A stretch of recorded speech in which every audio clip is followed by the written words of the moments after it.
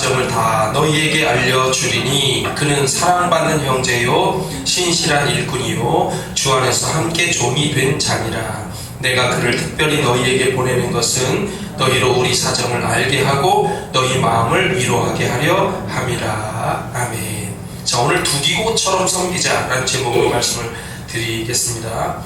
지난주에 세월을 아끼라 또 말을 항상 은혜 가운데서 하라 이런 그 말씀을 드렸는데, 여기에 관련해서 두 가지를 간단하게 말씀을 드리고 오늘 말씀을 드리도록 하겠습니다. 어제 토요일 날 오전에 10시에 저희가 청주 월요일날 모이는 청주 에델바이스 팀이 한 요양원을 방문을 해서 공연을 했습니다.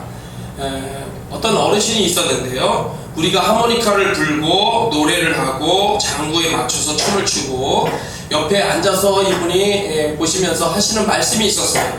뭐라고 말씀했을까요? 여러분 상상을 한번 해보세요. 여러분이 상상하지 못하는 말을 했습니다. 뭐라고 말했냐면 더럽게 못하네. 이분은 약간의 치맥기가 있는 것처럼 분명히 보였고요, 조금 한편으로는. 근데 나도 모르게 잘한다 라고 칭찬을 하고 용기를 줘야 되는데 더럽게 못하네 이렇게 하면서 말을 자꾸 하시는데, 처음에는 기분이 되게 나빴는데 나중에는 이제 이해가 되는 거야. 이분은 저기가 그렇다, 상황이 습관일 수도 있고 치매로 인해서 좋은 말을 못하는 거다. 그래서 우리가 아는 한경직 목사님도 치매가 오셨을 때 장로들을 그렇게 욕했대요. 그러니까 저도 혹시 치매가 와서 여러분 욕할지도 모르니까 그냥 이해를 해주세요. 그러려니 혹시 나중에 치매가 와가지고 욕하면 치매가 와가지고 그런 거다 생각하시면 돼.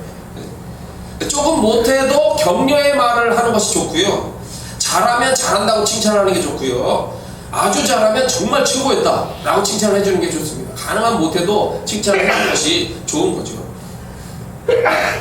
SNS 활동이라고 합니다. 카톡, 밴드, 페이스북, 카페, 인스타그램 이런 것들을 이제 활동을 하면서 이렇게 모이죠. 사람들이 다양한 사람들을 만나게 되는데요, 국내뿐만 아니라 해외에 있는 사람들과도 다 친구가 될 수가 있어요. 페이스북 저 같은 경우도 거의 5,000명이 다 돼가는데 처음에는 마구잡이로 친구를 했죠. 근데 5,000명 이상은 할 수가 없어요, 친구를. 그래서 지금 4,960명 정도 됐나? 그래서 지금은 이제 띄엄띄엄 꼭 나에게 꼭 필요하다고 생각하는 사람들이 이제 친구 요청을 하거나 제가 친구를 이렇게 보고서 선택을 하긴 하는데, 그 사람들 중에 보면은 일을 만드는 사람들이 꼭 있어요. 무슨 얘기냐? 항상 삐딱하게 보고 시비 걸듯이 말하는 사람이 있어요. 사람들이 귀찮아하는 얘기를 계속해서 하는 사람들도 있어요.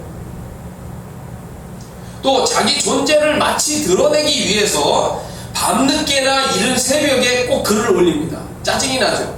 자고 있는데 새벽 2시에 꼭 글을 올려, 1시에 올려, 5시에 올려. 자기 존재를 너무 드러내는 것도 분명히 안 좋습니다. 그런데 어떤 경우에는 자기 존재를 계속 너무 숨기려고 해요. 그래서 자기 사진은 절대 안 올려. 사진을 아니 찍는 걸 싫어하는지 자기 사진 절대 안 올리고, 절대 말을 안 해. 절대 사진에도 찍히기도 싫어요. 절대적으로 숨어 있으려고만 하는 사람들이 또 있어요. 근데 그렇게 하면은 공동체라고 하는 생각이 안 들죠. 그래서 페이스북 같은 경우는 다 그런 친구들 자르는 경우들이 많이 생겨요. 반응이 없다 이거야. 내가 글을 올리면 좋아요라도 한번 눌러보고 좋다고 한번 해주거나 댓글로 이렇다 저렇다 말도 한번 때로는 해주는 사람이 친구지, 이거 그냥 친구로만 해놓고 아무런 반응이 없어. 그러면 이게 공동체라고 하는 생각을 이제 갖는 거지. 공동체는 좀 말을 좀 서로 하고 자기 존재도 좀 알리고 같이 공감하고 동조하고 칭찬해주고 이런 게 공동체지, 그렇게 안 하면 공동체 같지 않다는 거예요. 그런 걸 여러분이 참조하셔서 교회 생활도 그렇게 하면 좋고 사회활동을 할 때도 다양하게 그렇게 활동을 하시면 도움이 될 거라 생각이 듭니다. 자, 두기고 오늘 말씀드리는데요, 두기고는 여러 군데서 나오기 때문에 지난번에 이제 에베소에 관련된 말씀을 드릴 때 벌써 1년 전입니다. 1년 전에 이 두기고에 대해서 말씀을 다룬 적이 있어요. 우리가 카페를 운영합니다. 교회 카페가 있어요. 여러분 교회 카페 활동을 전혀 안 하시는 분들도 물론 있어요. 제가 개인적으로는 화나죠. 왜냐하면 이 공동체는 들어와서 회원이라도 가입을 해놓고 그러시면 좋은데 하지도 않고, 또 밴드도 마찬가지로 내가 안 들어와 있는 사람을 좀 이렇게 초청해서 친구로 들어오게 할 수 있거든요. 여러분 모두가. 근데 잘 안 해요. 여러분들도 보면 밴드 활동에 대한 개념을 별로 안 갖고 있어. 별로 필요하지 않다고 생각할 수 있고, 또 카페도 그래요. 카페 다른 교인들만 와서 자꾸 왔다가, 그러니까 우리 교인들도 좀 와서 활동도 좀 하면 좋은데, 그런 게 별로 없어. 안타깝다는 생각이 듭니다. 근데 여하튼 참고를 하시고서 검색을 하시면 다 나오고 그렇습니다. 이 말씀들을 또 다 올려놓기 때문에. 자, 에베소서 6장에 이런 말씀이 있었습니다. 나의 사정 곧 내가 무엇을 하는지 너희에게도 알리려 하노니 사랑을 받은 형제요 주 안에서 진실한 일꾼인 두기고가 모든 일을 너희에게 알리리라. 우리 사정을 알리고 또 너희 마음을 위로하기 위하여 내가 특별히 그를 너희에게 보내었노라 하면서 두기고를 소개하고 있습니다. 이 에베소서의 말씀과 골로새서 말씀이 거의 비슷해요. 그래서 두기고를 똑같이 거의 소개하고 있다 이렇게 볼 수가 있습니다만, 여하튼 지난번에는 그런 말씀과 연관해서 말씀을 드렸고, 이번에는 이제 구체적인 원어로 들어가서 한번 말씀을 분석을 해봤습니다. 자, 두기고는 사도 바울이 세 가지로 말씀을 하고 있는데요. 두기고를 첫째, 사랑받는 형제다. 사랑받는다는 이 헬라어는 아가페토스입니다. 사랑이라는 말이 원래 아가페죠. 아가페토스. 자, 이 말의 뜻이 뭐냐면 사랑하는, 유독히 사랑하는, 아주 오직 사랑한다는 그런 개념. 친애하는, 이런 두 가지 뜻이 있습니다. 사랑하는, 유독히 사랑하는, 친애하는. 그래서 사랑받는이라고 번역을 해놓으니까 이게 많은 사람으로부터 사랑을 받는다 이렇게 생각을 하기가 쉬웠지만, 이 직접적인 말이 사랑하는이에요. 그러니까 정확히 번역하면은 사도 바울로부터 특별하게, 유독하게, 오직 굉장히 많이 사랑을 하는 그런 사람이다 라고 이렇게 뜻으로 우리가 이해를 할 수가 있습니다. 그리고 형제라고 하는 말도 아델포스라고 하는 말인데, 이게 이제 여러 가지로 쓰입니다. 형과 동생, 이런 말로도 쓸 수가 있고요. 형과 동생. 또 예수님이 자기에게 헌신한 이 사람들을 형제다 라고 이렇게 부르는데, 사도 바울이 자기에게 헌신하고 있는 지금 이 두기고를 그런 의미로 예수님과 똑같이 제자처럼 그렇게 형제, 이렇게 개념으로 생각할 수 있고, 동료 크리스천이다 이렇게도 생각할 수 있습니다. 세 번째는 동포라고 하는 것은 나와 같은 나라 같은 민족이라는 거예요. 같은 나라 같은 민족을 다정하게 표현하는 말이 동포인데, 나와 같은 동포다 이렇게 또 볼 수 있는 점도 있고, 또 이웃이라는 것입니다. 이웃, 국적이나 종교의 차별이 없는 이웃으로서 이렇게 불려질 수도 있어요. 그러니까 사도 바울의 입장에서 보면은 이 두기고는 형제인데, 그것은 믿음의 동료, 동지, 이런 개념으로 보는 것이 좋겠다. 다른 사람으로부터 사랑을 받는 형제, 이런 것이 아니라 사도 바울, 내가 특별히 사랑하는 믿음의 동료, 동지다, 이렇게 이해를 하는 것이 이 말씀을 이해할 때 좋겠다라고 판단이 드는 겁니다. 자, 그러면 왜 두기고가 사도 바울로부터 이렇게 특별히 사랑하는 믿음의 동료로서 인정이 되어지느냐? 지금 사도 바울은 감옥에 있어요. 개념상 구류지만 감옥에 있어요. 로마 감옥에. 그래서 로마 감옥에 있어서 자유롭게 돌아다닐 수 있는 이런 형편이 아닙니다. 제한된 공간에서만 자유로운 거예요. 재판을 받기 위해서 기다리고 있는 상황이기 때문에. 그런데 이 사도 바울의 곁을 떠나지 않는 사람, 그리고 사도 바울과 각 교회와의 중간 역할, 연락책으로서의 역할을 하면서, 그리고 가서 섬기고 그 교회로부터 인정을 받은 사람이기 때문에 사도 바울은 두기고를 그렇게 사랑한다는 표현을 하고 있다라고 보는 겁니다. 물론 다른 좋은 일꾼들도 있었지만 그 중에서도 특별히 두기고를 먼저 소개하면서 그의 좋은 역할을 칭찬하고 있는 것입니다. 사랑할 때는 어떤 이유가 분명히 있어요. 무조건적인 물론 사랑도 있겠지만 사람은 계산을 하죠. 사랑받을 만한 어떤 중요한 역할을 했거나 하고 있기 때문에 그렇습니다. 우리와 연결하면 당연히 우리는 하나님을 사랑해야 하고 하나님으로부터도 사랑받는 사람이 되어야 되고, 또 교회라고 하는 조직 안에서 또 다른 우리가 사회로 연결하면 사회 안에서 사랑받는 사람, 다른 사람들이 사랑할 수밖에 없는 사람, 그런 사람이 되도록 힘을 써야 되는 거예요. 사사기 5장 여호와여 주의 원수들은 다 이와 같이 망하게 하시고 주를 사랑하는 자들은 해가 힘있게 도듬 같게 하시옵소서. 해가 힘있게 도듬. 주를 사랑하는 자들은 그렇게 강렬한 햇살을 가지고 이렇게 힘있게 돋아 올라서 좋은 역할, 밝은 역할, 하나님이 원하시는 그런 좋은 역할을 하게 해달라, 이런 의미로 볼 수가 있는데, 주님도 그렇게 하도록 도우시겠죠. 그죠? 사랑을 하니까. 주님을 사랑하는 자들은 하나님도 사랑을 하시는 거니까. 시편 40편 주를 찾는 자는 다 주 안에서 즐거워하고 기뻐하게 하시며 주의 구원을 사랑하는 자는 항상 말하기를 여호와는 위대하시다 하게 하소서. 그런 엄청난 역사를 보게 될 거라는 거예요. 시편 119편 내가 주의 법을 어찌 그리 사랑하는지요 내가 그것을 종일 작은 소리로 읊조리나이다. 주의 법을 사랑하는 자, 또 주께서 그를 사랑해 주시겠죠. 잠언서 8장 나를 사랑하는 자들이 나의 사랑을 입으며 나를 간절히 찾는 자가 나를 만날 것입니다. 주님을 사랑하는 자들은 사랑을 입는데 당연히 사랑하겠죠. 당연히. 자, 우리나라에 교회가 어떻게 개신교가 시작되었냐면 1885년도 4월 3일 부활절날 아침에 감리교회 목사인 선교사 아펜젤러 목사님과 그리고 장로교회 선교사 언더우드 선교사가 두 손을 같이 붙잡고 내렸어요. 제물포에, 인천에. 우연히 배를 탔는데 거기에 이 감리교 선교사와 장로교 선교사가 같이 만나게 된 거예요. 그래서 우리가 선교할 때 먼저 내리고 이렇게 하지 말고 두 손을 같이 붙잡고 내리자 해서 두 손을 붙잡고 같이 이렇게 내렸죠. 그래서 개신교가 본격적으로 시작이 된 거예요. 1903년도에 감리교회 하디 선교사가 선교사들이 와가지고 이 나라를 사랑하고 이 동포를 사랑하고 이렇게 선교를 하는 것이 아니라 우리가 종을 부리듯이 제국주의적인 생각을 가지고 그런 시각으로서 이 한국 사람을 대하는 이 잘못된 선교 방식을 회개합니다. 이렇게 이제 회개를 하기 시작한 거예요.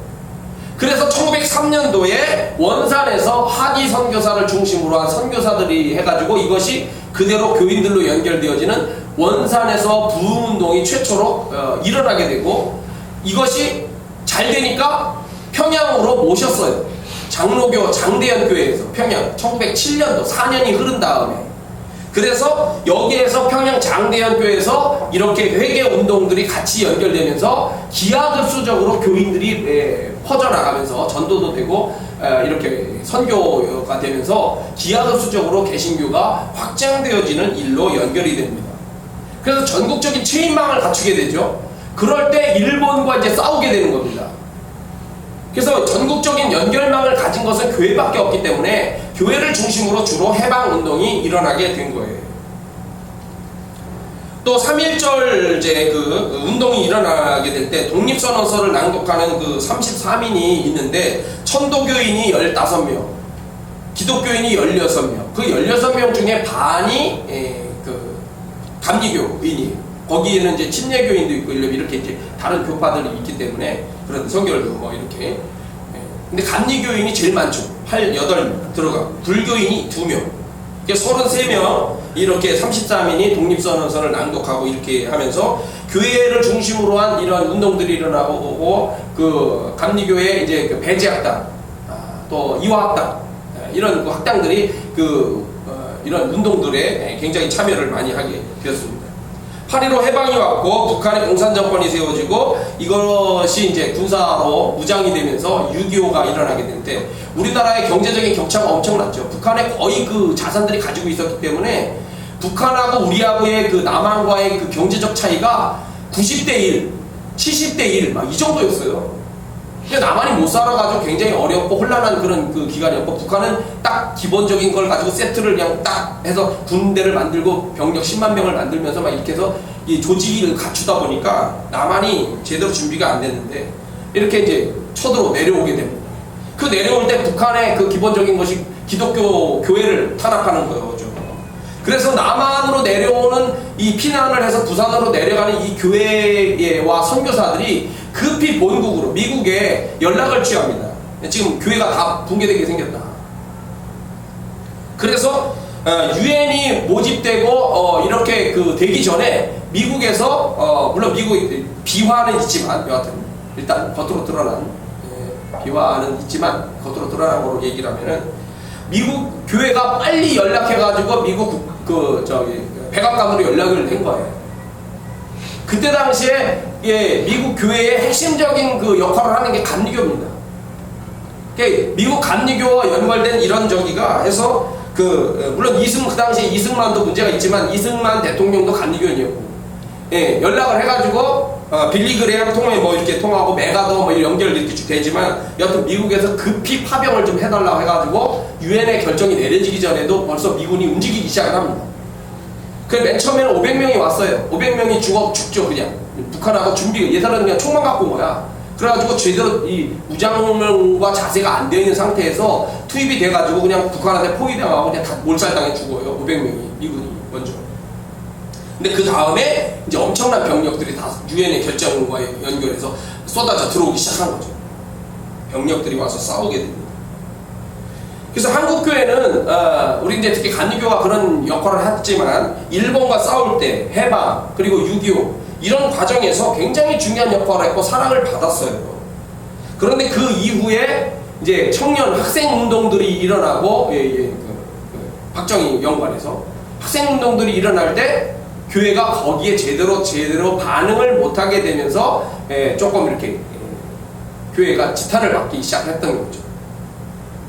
이런 역사적인 사실들을 잘 가지고 교회가 지혜롭게 해야 되고 기억하고 오늘의 삶 속에서 사랑을 받는 교회가 되도록 여하튼 힘을 써야 되는 거예요. 그런 사명을 우리는 계속 갖고 있는 거죠. 지금 이제 정치적으로 나서서 현재 정권을 비판하고 있는 그런 목사님들도 계시고 그러긴 하고 또 청와대 앞쪽에서 계속 철야 기도를 계속 하고 있는 분들도 계시긴 합니다만 이 정권이 가지고 있는 그 장점과 문제점이 있어요. 제가 10시에 계속 교육을 하면서 그 말씀을 드리고 있는 상황이긴 하지만 좀 이따 잠깐 간단하게만 말씀을 드리겠습니다. 근데 한국교회가 여튼 이렇게 칭찬을 받고 사랑을 받는 교회가 되어져야 되는데, 자, 우리가 지금 최고의 적이 적그리스도 세력들이고 이 적그리스도 세력이 천주교와 연관이 있습니다. 바티칸 교황과 연관이 지금 있는 상황이에요. 왜냐하면 역사적으로 그 적그리스도 세력이 그러니까 개신교를 반대하는 세력일 뿐만 아니라 적그리스도 세력들이 예수회라고 하는 거로 모이죠. 예수회. 이 예수회 사람들이 바티칸을 장악을 하게 됩니다. 나중에 영향력이 확대되고. 자, 그런데 이 예수회 사람들이 개신교하고 이제 그 마틴 루터에 의해서 개신교와 구교가 이렇게 이제 구교와 신교로 해서 나뉘어서 싸우게 될 때 그 유럽 쪽에서는 자기들이 감당을 할 수가 없는 거예요. 이 신교에 대해서 개신교를. 그러니까 우리가 뻗어나갈 길은 다른 방법으로 가야 되겠다 해가지고 제국주의와 함께 해외로 파병이 나간 거죠. 그래서 스페인, 포르투갈, 네덜란드, 영국 이렇게 해서 세계를 다른 나라들을 막 점령하고 일본으로 오게 되죠. 일본도 오게 되고. 일본이 옛날에 이제 우리나라에 임진왜란 때 들어올 때 이미 그 예수의 사람들이 가가지고 그 일본 제국과 협력해가지고 임진왜란을 일으킬 때 그 십자가 마크를 가지고 들어오잖아요. 이 예수의 사람들이 적그리스도 사람들이 이 세력들이 계속해서 수많은 전쟁과 그 테러에 연관이 됩니다. 그래서 수많은 나라 사람들을 죽이고 문명을 파괴하고 지금 노예를 만들고 그런 일에 다 관계되어 있어요. 2차 대전 때 나치하고도 관계가 되어 있고요. 칼막스 레닌 공산주의 혁명이 일어날 때 볼셰비키 혁명 1907년이죠. 그 볼셰비키 혁명이 17년 일어날 때 그게 다 걔들이 그 예수회와 연관된 적그리스도 세력들이에요. 유대인 조직들. 지금도 친중공, 친러시아 세력과 연결이 되어 있습니다. 세계의 제일 큰 문제가 마약인데 그 마약 카르텔이라고 합니다. 마약을 주도하는 세력을 마약 카르텔, 마약으로 돈을 벌고 마약으로 퍼뜨리고 이런 세력들이 있는데 이 마약 카르텔과 바티칸이 연결이 되어 있어요. 백악관도 연결이 물론 되어 있고 문제는 이게 문제인 거죠.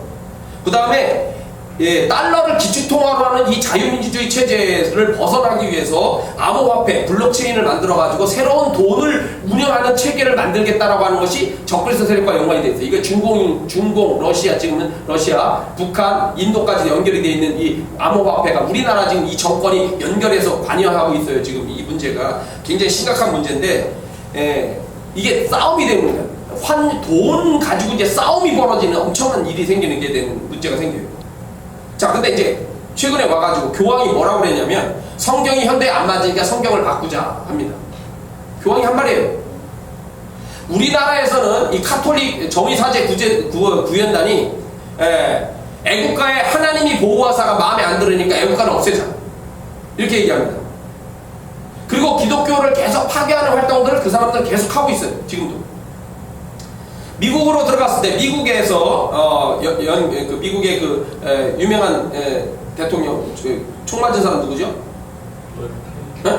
케네디가 연관돼 있지만 거기에 그 사람들이 또 예수에 연결한 이 사람들 적그리스 세력들이 들어가서 미국 학교에서 기도하지 못하게 하라, 십계명을 빼게 하라, 진화론을 보급시켜라, 학생들의 범죄가 폭발적으로 일어나도록 조장하고 마약을 학교에서 또 퍼뜨리고 이런 짓을 하는 거예요. 여기에 동조하는 이단 세력들이 있습니다. 이단 세력들이 우리가 아는 뭐 통일교시 지금 신천지 난리치고 그러지만 이런 것들뿐만 아니라 여호와 증인 뭐 앞에 있었던 몰몬교 뭐 이런 종파들 이런 사람들이 협조하고 있고, 그리고 여기에 WCC라고 하는 세계 교회 협의회라는 게 있어요. 요새 WEC도 있는데 이 세계 교회 협의회들도 얘들이 장악하고 있는 거예요. 애들이. 그래서 이 세계 연합 교회가 교회를 유익하게 하는 것이 아니라 교회를 흔들기를 하는 거로 나가고 있기 때문에 세계 교회 협의하고도 단절을 해야 된다라고까지 얘기가 나오고 있는 거예요. 그리고 세계 평화를 내세우면서 북한을 지원하고, 여러분 이단들이 북한에 가서 돈 엄청나게 주고 김정일하고 사진 찍고 김일성하고 사진 찍고 그런 거예요. 북한을 지원하는 거지. 그래서 자기들의 역량을 거기서도 확장시키려고. 현재의 정권이 친중, 친북한적인 정책을 하는 것들이 많이 있죠. 그건 뭐 헤아릴 수 없이 지금 많고, 북한 마약 들어오는 거 이런 문제도 있고요. 암호화폐와 관여해가지고 우즈베키스탄, 키르기스탄 이런 탄 들어가는 나라들 네팔까지 연결해서 이게 다 그렇게 해가지고 북한으로 돈이 들어가도록 하는 이런 체인망이 구성되는 거거든요. 암호화폐라는 게. 그래서 자유민주주의 체제에서 돈을 벌거나 약탈하는 겁니다. 은행을 뚫고 들어가서 그 돈을 약탈하는 것이 지금 북한이 하는 짓이거든요. 해킹. 그 돈을 해가지고 이걸 바꿀 수가 없어요. 왜냐면 이게 다 기존 달러 체계에서는 다 은행과 거래해서 다 걸려. 그런데도 북한이 그걸 빼돌리죠. 한 해에 다른 지역에서 빼돌리는 돈만 해도 몇 조 원이에요. 우리나라에서도 훔쳐간다고 그러잖아요. 근데 그걸 안 막어. 제대로. 못 막아. 그런데 여튼 걸리는데 요거를 암호화폐로 싹 바꾸잖아요. 그러면 이 돈이 안 걸리는 거예요.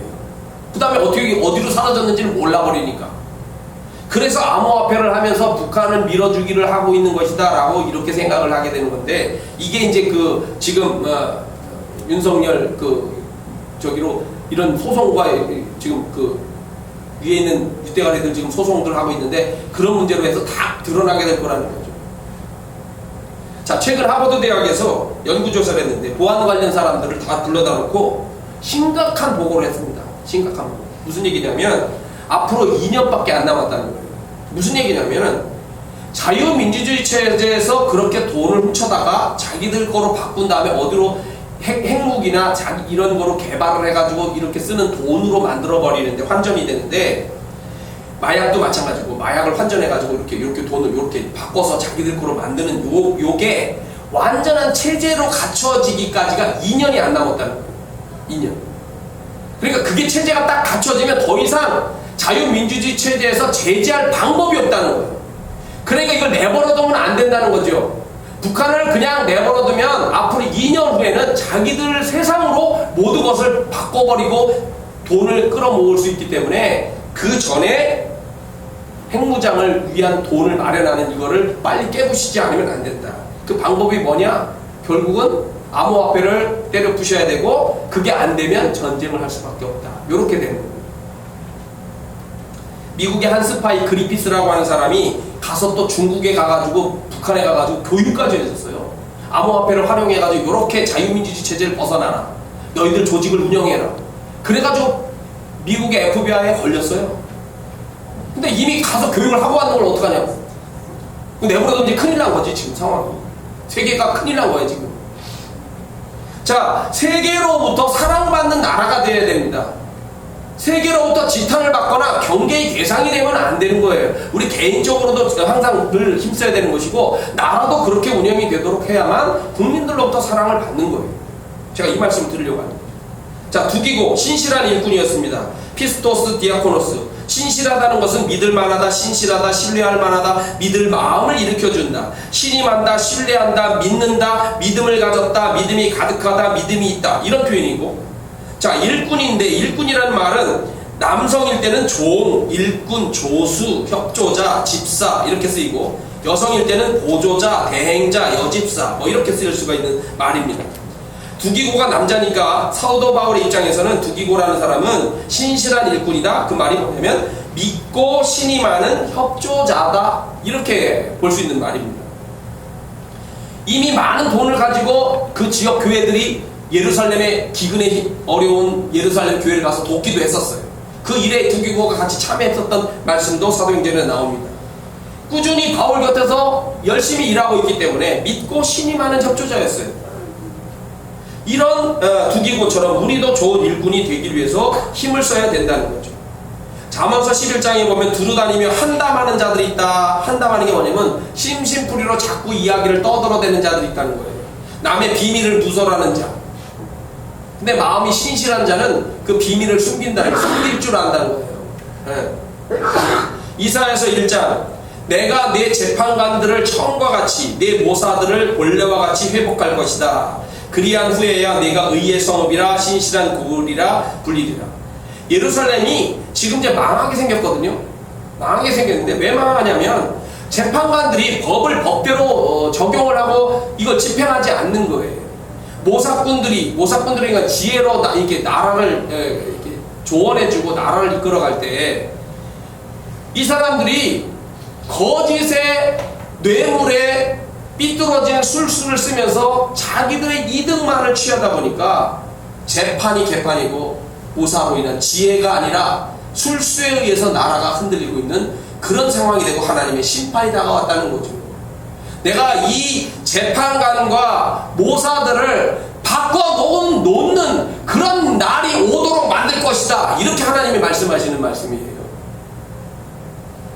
신실한 일꾼이 많아야 법도 서고 조직도 서고 나라도 서는 거 아닙니까?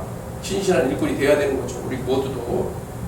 하지만 두기고는 주 안에서 함께 종이 된 자였어요. 종이 됐다는 것은 동료 노예라는 말입니다. 동료 노예. 같이 노예가 된 사람. 자, 사도 바울 자기는 스승이고 어떻게 보면 두기고는 저 아래에 인간적으로 따지면. 그런데 사도 바울이 자기를 낮추고 너와 나는 똑같다 이렇게 얘기를 하는 거예요. 두기고를 동등하게 인정하는 표현인 겁니다. 자, 사울의 아들 요나단 왕자가 있고요.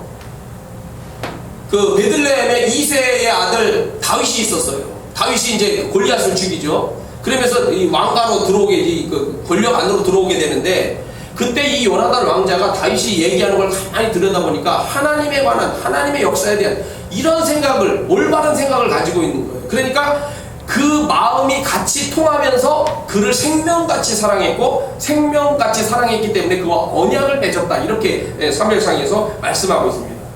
나이로 보면 요나단이 더 많아요. 그리고 자기는 지금 왕자야. 쟤는 지금 하찮은 아이라고.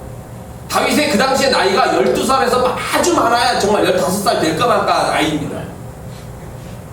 그런데 하나님을 사랑하고 하나님의 역사를 증거하는 그런 데에서는 마음이 똑같은 거야. 그러니까 요나단이 자기를 낮추고 너하고 나는 똑같다. 너하고 나는 한 생명이다. 이렇게 계약을 맺고 인정을 하고 그렇게 다윗을 돌봐주려고 하는 거죠. 지위, 능력, 권력 이런 것들을 똑같이 그런 걸 다 떠나서 너하고 나하고는 정말 우리 하나님을 사랑하고 하나님의 이런 일을 위해서 그렇게 똑같은 마음으로서 똑같은 위치에서 동등한 이런 계약을 맺자 이런 거죠. 자, 우린 주 안에서 함께 종이 된 자 똑같아져야 되는 거예요. 내가 목사라고 해서 높다거나 권사라고 해서 높던 게 장로라고 해서 높은 게 아니잖아요. 우린 주 안에서 똑같이 함께 종된 자, 또 평등해야 되는 평등. 지위, 능력, 권력 이런 것들 떠나서 동등하게 우리가 하나님 안에서 그렇게 된 자들. 그래서 누가 높고 누가 낮은 것이 아니라 똑같이 주 안에서 동등하게 섬기는 자로서 역할을 감당해 나가야 된다는 거죠. 우리는 두 기호를 보면서 이런 세 가지의 좋은 점도 보지만 그런 면을 우리와 자신과 우리 교회와 그리고 이 나라 속에서 이렇게 이루어지도록 기도하고 노력해 나가는 그런 건강한 교회와 교인 나라가 되기를 축원합니다. 같이 기도하겠습니다.